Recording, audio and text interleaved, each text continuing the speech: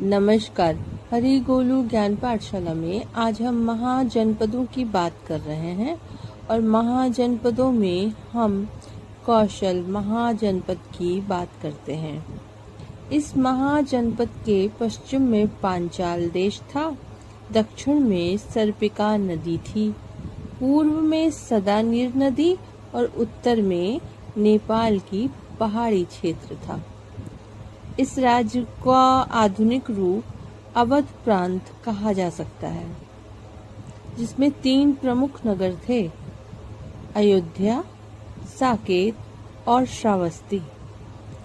रामायण और महाभारत में इस बात का उल्लेख है कि कौशल राजवंश के आदि पिता इक्ष्वाकु थे।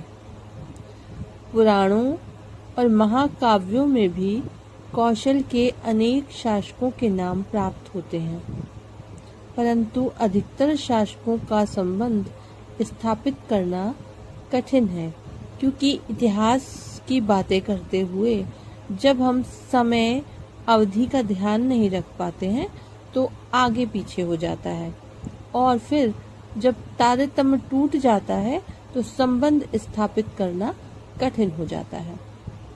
इतना तो निश्चित रूप से कहा जा सकता है कि 6ठी शताब्दी ईस्वी पूर्व में कौशल महाजनपद ने अपनी शक्ति काफी वृद्धि कर ली थी। कौशल और काशी में परंपरागत रूप से अपनी शक्ति में काफी वृद्धि की, और कौशल और काशी में परंपरागत वैमनस्य था।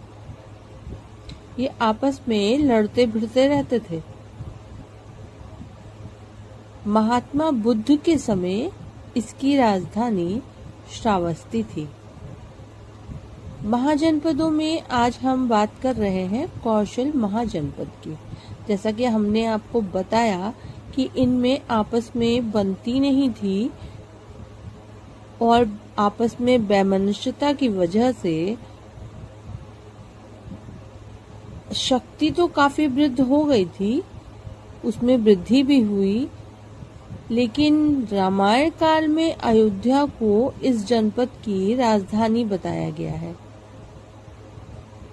शक्तियों की राजधानी कपिलवस्तु भी कौशल महाजनपद के अंतर्गत ही आती है।